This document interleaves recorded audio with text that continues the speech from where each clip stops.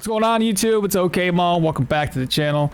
Looks like the Stoneshard devs has just dropped another devlog, Caravan updates, or Caravan upgrades part 1. Hello everyone, this is the first post in a series of devlogs dedicated to the new features of the upcoming update for Rags to Riches, the release date of which will be revealed in the final entry. Today's topic is the update's most important addition and the last major system to be introduced to the game, the much anticipated Caravan. We'd like to begin by explaining our reasoning behind the system and what we plan to achieve with it. One of the most frequent player suggestions is to add some sort of permanent dwelling, a purchasable and customizable house in a village or a city. In this case, it looks like the Caravan. However, Stoneshard is a game about a mercenary, a character who's always on the move in search of contracts and glory, so anchoring them in a single location would be against the main theme. At the same time, we aren't averse to the concept of a home in a broader sense, and that's where the Caravan system comes into play, by adding a customizable mobile camp. This looks dope. There's like, I'm guessing, chicken for food. Now we all saw, I'm pretty sure, the images that he dropped inside of the Discord with the images of, I think it looks like a beehive. I'm assuming you can add the beehive here. And I'm wondering if this little thing right here is for damage, like checking your DPS meter, like some games have, because that'd be cool. This looks like a carrier pigeon. I don't know. Maybe you can turn your contract in here and the carrier pigeon flies away to get you your money. And this looks like your storage bin. Okay, I'm just guessing here. The Caravan's main purpose is to allow an easier exploration, making it possible to traverse large distances across a global map with few limitations.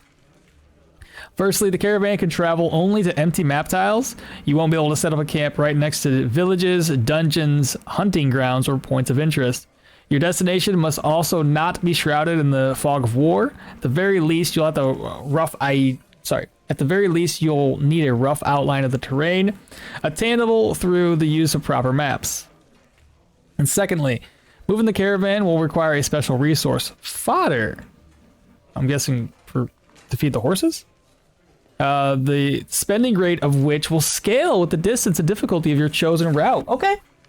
I mean, that's kind of something we were talking about before if you had horses and you were just riding a single horse along. So it's not entirely a bad idea. I don't know if chat is moving or not, so I'm just gonna reload my stream manager up just in case. Cool. Thirdly, each journey will be followed by a cooldown, as both Varen and the horses will need some time to rest.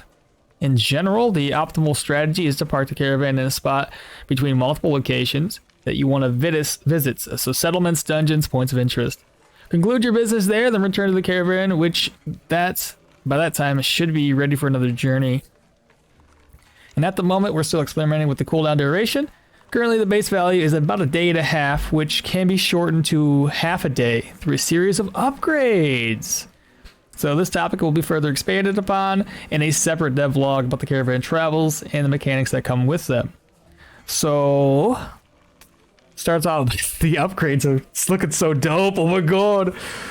We start off with just the basic fire. And then from there we can get, looks like we can brew potions. We can, cook a little bit more. Then we can add chickens to the, livestock basically. Granary. This I'm unsure of. It's hard to tell from the image. This looks like a workshop with a bed, followed by that's a statue for the prayer buff. This is hard to judge. I'm guessing a better house, a target practice dummy, a bigger house, something else. I'm assuming that sleeping in this probably won't give you any vigor, but moving on down through the lines might. For the horses, maybe better horses, lower cooldowns. Obviously, this is all about the Caravan, so Caravan, better wheels, probably again lower cooldowns. Storage for the Caravan. Now this is confusing because there's a flag, there's a bird. Again, I'm assuming this has something to do with contracts. Now let's unless they go over it and then whoops. Now let's talk about the customization. This part of the caravan is separated by a dedicated upgrade tree, and in total there's 24 possible upgrades, which aren't including the basic ones. All of them can be unlocked with a single playthrough. As for their effects, there's quite a lot of variations. Some upgrades will change the caravan's stats, and others will introduce new options or modify pre-existing ones. Each upgrade will also change the camp's appearance by adding new furniture and gear, or altering some elements that are already there. Upgrades can be accessed by interacting with Varen's ledger at the caravan camp. Before you go through with them, you'll first need to have the prerequisites in either your inventory or the caravan storage, which includes unique items purchasable from corresponding traders and additional materials. So we'd have to buy some of this stuff prior to doing anything for upgrades, but that's cool. I like it. All upgrades can be automatically split into categories for provisions, restoration, and travel and communication. This devlog only covers the first one, which revolves around introducing additional utility to your camp. So again, this is all about cooking from the looks of it. Cooking and alchemy brewing, and probably repairing of your gear. It goes into details, chat. There's no guessing. So the fire pit. Requirements: basic upgrade, available from the start. Effects: adds a fire pit to the camp that can be used to roast food and salt meat. Ooh, you can salt meat with it. The cooking pot. It's a huge cauldron. Coal chunks ×4 and a ladle.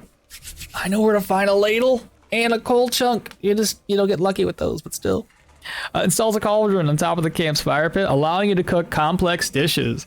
Cooking at the camp replenishes a certain amount of morale depending on the recipe's rarity. Then we have special spices. Spice box. I think we found one of those before. Spearmint ×2, rhubarb ×2, ginger, leeks, and garlic. Effect: food spoils 75% slower inside the caravan storage. Let's go, bro. Cooking at the camp replenishes a certain amount of sanity depending on the recipe's rarity, so you can get your sanity back by just cooking here. That's awesome. The workbench. A toolbox and nails ×2. Adds a workbench to the camp that can be interacted with to craft moderately complex consumables. Okay, so like bombs and stuff. Then we have the alchemy apparatus: an hourglass, coal chunk, and 3 flasks. That's not too bad. That seems like you could be able to get this one pretty quickly. Adds an alchemical apparatus to the camp that can be used to brew potions after the alchemy is fully implemented, and create some medical consumables and rags to riches. Dude, let's freaking go. The storaging supplies. Requirements: foraging supplies, a shovel, a sickle. Effect: adds a foraging table to the camp, allowing Varen and followers to capitalize on nature's bounty. While you're busy adventuring, once per day will generate a certain amount of herbs, berries, and mushrooms, and their type depends on the currently occupied biome. Oh, some of the gathered herbs can be turned into fodder to fuel your future travels, while mushrooms and berries can be used for cooking. We have the mobile coop, which is going to be fucking awesome. We have chickens in this game. So it requires a cage with chickens, 1 bucket, and a sack of grain. The effects will add a few chickens to the camp, and once per day they'll lay an egg that can be used for cooking. There's also an option to slaughter the chickens for meat, but it'll take some time for them to respawn. In the meantime, you'll have to do it without a steady supply of fresh eggs. As you might have already noticed, some of the upgrades are closely tied to cooking and crafting, and the former will be focused on our next devlog. As you wait, here's a small teaser for the things to come, which we've already seen that if you have been following the Discord channel. And then we're back into the changelog. But yes, that looks amazing. They're doing such a good job. I mean, look at these. Yeah, you're so excited for the cooking. Oh my God, it's gonna be. Now, again, we also saw the beehive thing. I didn't see anything about beehives in here, at least not from the images. So I'm wondering if that's part of the caravan or something else. But they did share information like that. Well, good deal. Heck yeah, I like this. Since this is going to be on YouTube, don't forget, leave a comment down below. I want to hear you guys' thoughts, 100%. If you guys enjoy this, we'll try to keep an eye on the devlog when they come out with part 2, part 3, however many parts are going to come out with the devlog, and we'll release more content for that. But with that out of the way, y'all have a good day. Catch y'all next time. Bye!